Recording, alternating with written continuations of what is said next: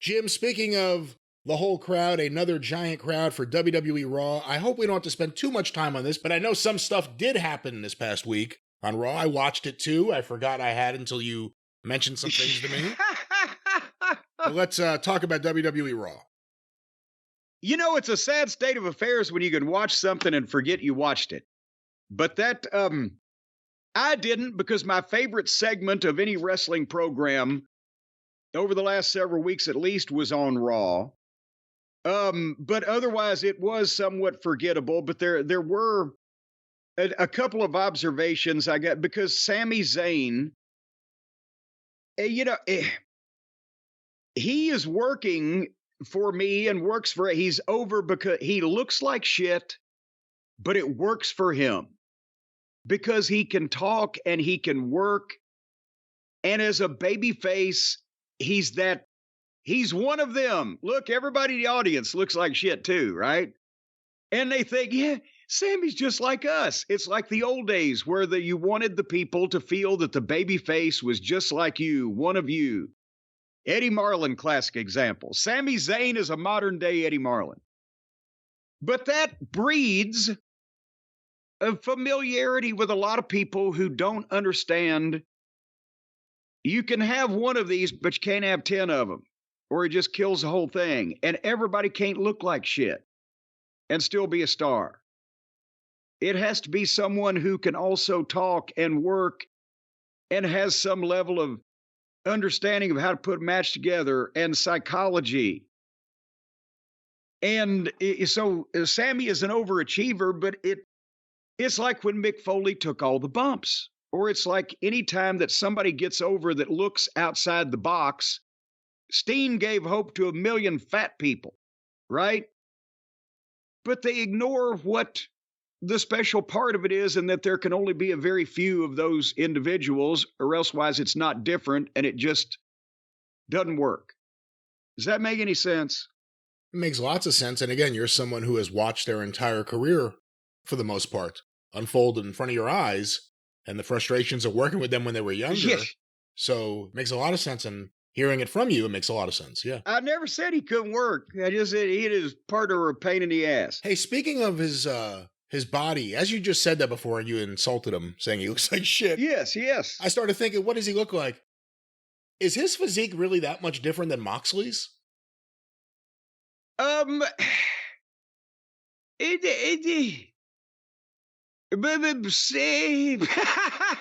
Just more not. hair, just a little more hair, I think, on the body. The red hair kind of, I don't know, maybe Moxley's got a bigger ass. I've never looked at his ass, I couldn't tell you. Well, anyway, but Sammy is interacting with Chad Gable, who I'm loving again. You know, since he's been more serious and he's showing his athletic ability and he's become a heel and he's quit with the shoosh and the whole 9 yards. But he's still with Otis. I can see, because the people like Otis, and whenever they're doing the old deal where the babyface is a simpleton who's being abused by a smart aleck heel, and one of these days, like on Planet of the Apes, he's going to say no. And that always works if the simpleton babyface is over, which Otis is. And they want to see Gable get it from him. It's going to work. Yes. But with the other two, Model Girl, she looks like she's either a hostage or a Stepford wife. She just scared and confused constantly. And Tozawa, that to me is screaming undercard silly, isn't it? Just even the visual, much less the interaction. I think what they're doing, and I could be wrong, is they're shedding him of all of this. They're just not doing it right away. And they're doing it at the WWE pace, but it's working because he's so much more serious now. And it's not just in the ring. He's one of these guys, like, it's almost like watching old Mid-Atlantic or something. He's dressed nicely when he's not in the ring, and he pulls it off. When you see his face and he starts saying shit, you believe him now. He seems like a real person, not a character. And he's doing he's doing the equivalent of Jericho's fake heel stuff with being so over the top with berating them. but he's doing it straight instead of acting like he's goddamn acting. So it kind of works there. Anyway, Sammy and Gable had a match, and I knew it was going to be well worked, exciting, and last quite a while. And basically, they told the story of the heels, the Stooges wouldn't cheat for him, so he kicked Tozawa and Model Girl out of ringside. And then Otis wouldn't cheat, so Gable slapped the shit out of him. And then finally, Otis interfered at a crucial point, and then Chad hit his rolling German with a fucking bridge, beautiful, and beat Sammy in a non-title match going into the pay-per-view and blah, blah, blah. So that was the first 30 minutes of the show, but at least, you know, it moved and it was good. And I like, again, I like Chad showing the athleticism, because that's what we liked when he was paired with Jordan, right? In NXT and working with FTR. Was the kid's incredibly, and he's so strong for his size. And that was him as a babyface with longer hair. This is a different guy, and he's been doing it seriously. He's become one of my favorite people on this show. I look forward to seeing where they're going to go with this. But okay, here is the segment that I said was the best thing I've seen on any wrestling television, WWE, AEW, whatever the case, in a while. Braun Breaker. Braun Breaker, I don't know what the guy's name was, Tits McGee. Hey, give that guy credit, too. That guy did a good job. He did. He did a fucking great job. And I mean that literally. He did a great job. But this is how you get somebody over on television. And you've got to have you got to have the piece of talent to do it, but you've also got to make it important and make it stand out. So Braun makes his entrance, and he looks like $1 million. And he's pissed that he wasn't in the King of the Ring tournament. They've been telling us, he's been telling Adam Pearce, you should have put me in that fucking tournament. And he's pissed that he was the 6th, draft pick. And I'm pissed, at least. He was the 6th draft pick, and Carmelo Hayes was number 3, which makes no sense of what they've got here and what they're doing with him. But anyway, as soon as the match hasn't even started, and Braun's not even looking at the guy. He's in the corner, and he's talking to himself, but the microphone can pick it up. And he's shaking his head, and he said, first, I'm not in the King of the Ring. And now this, like as if it's this fucking guy. I'm wrestling a flunky. And you see it on his face, and you see him going through the emotions. And then he gets pissed and turns around and spears Tits McGee out of his goddamn boots. And throws him over the top rope and hits him with a spear on the floor.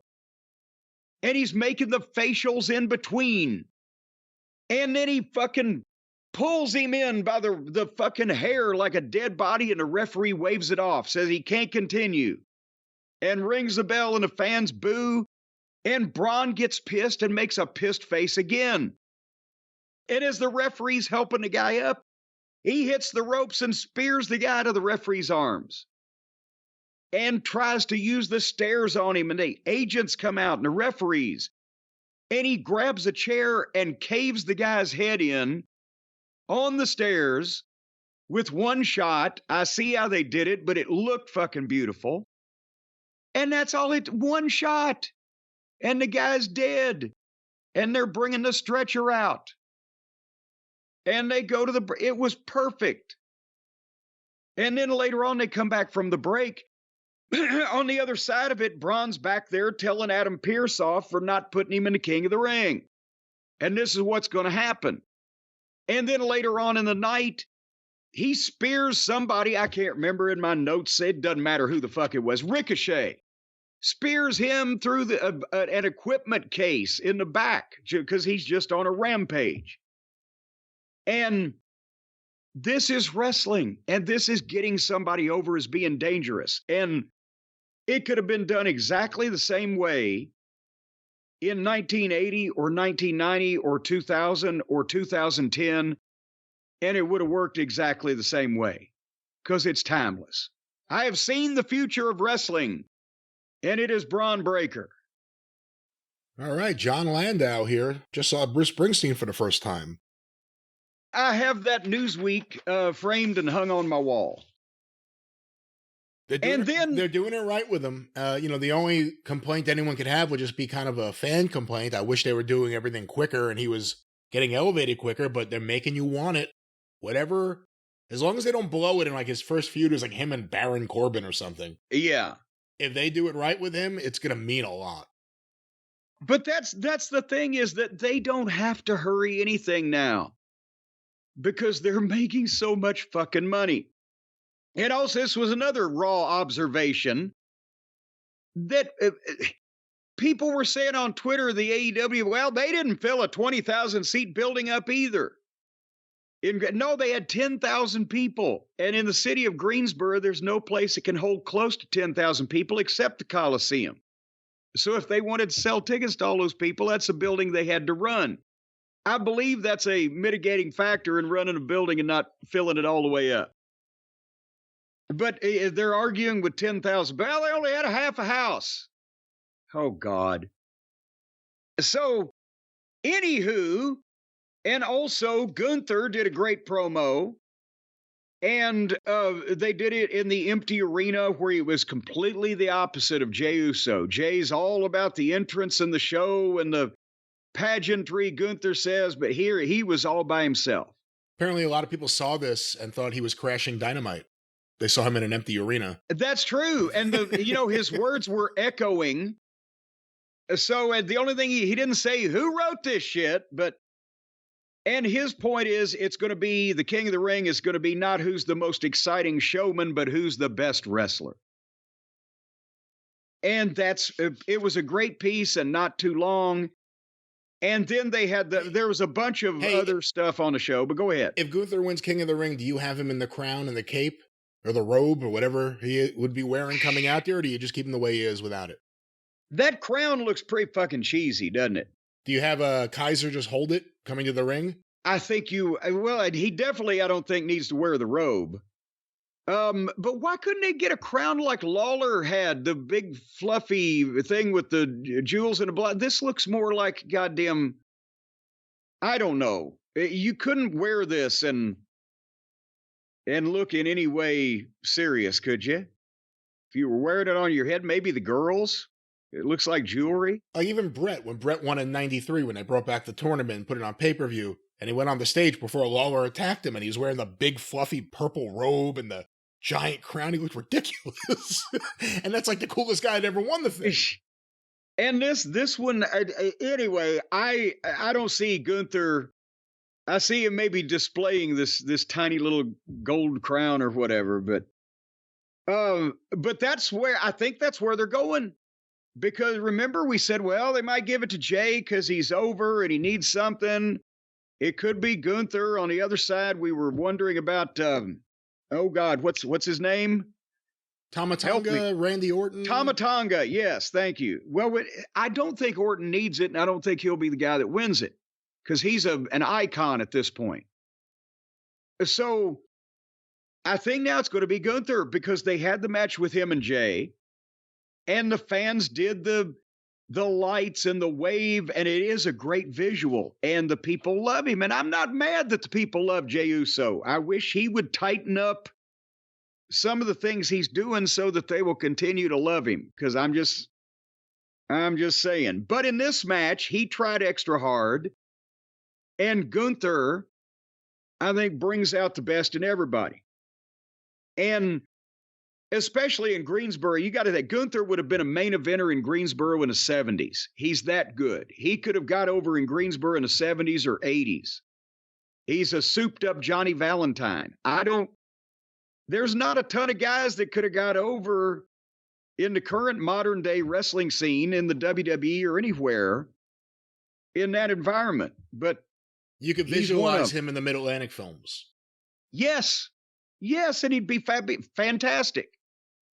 But anyway, they worked this well too. Jey's got an out because he got his left arm worked over, or not his left, but his right arm worked over, and had to fight back with his left arm. And boy, if you don't think he punches a little rough with his right one, you ought to see the left one. But then they had Gunther hit him with everything, and he was barely kicking out. And I'm not talking about, the pile driver on the stairs, kick out at 2. It was wrestling moves, drop kick and power bomb, and only got a 2 count, but he goes back to the arm. And then Gunther hits a German and a splash and gets a 2 count, just barely kicked out. And there's time to sell in between each, and a clothesline. And then Jey gets a hope spot with a spear, but the referee goes down too. And so Jey hits the splash and the cover, but the referee's just that late, counts 1, 2, and Gunther kicks out. And then Gunther hooked an overhead arm choke, I don't know what the technical term was for that, and put him out. But it was a great match, and it was a great finish, and they gave Jey plenty of fucking out. And the right guy won, because with Gunther losing the Intercontinental title after that run, I was hoping they had this planned for him as a way to reestablish him, and I think that's the way it's going. And that was Raw, besides a bunch of other girls' matches and hoo-ha. No Cody. There you go. And, here's the thing. I mean, McIntyre was on the show. I did see McIntyre on the show, too. Well, yeah, hold on. I wrote a note, but he's one of the highlights of the show. You wanted me to go fucking more quickly. Where was Drew? No, wait. Was he not on the show? Drew? Where the fuck is Drew? I don't see Drew. All right. Well, I don't see Drew. I guess I was wrong. He wasn't there either. He wasn't even. It was Owen. He wasn't even there. Well, that was Raw, and it was barely even there. And of course, we have the big pay-per-view coming up. Here's the thing. Again, the WWE, it moves at a glacial pace, but they've got the people, and they got the stars, and they've got the production, and they got the brand name, and they got the fucking money. And now they can dole it out. The action, the excitement, the thrills, the spills, the chills, however slowly they want, because they've got people, and they're not doing anything stupid like Vince would have to run them off.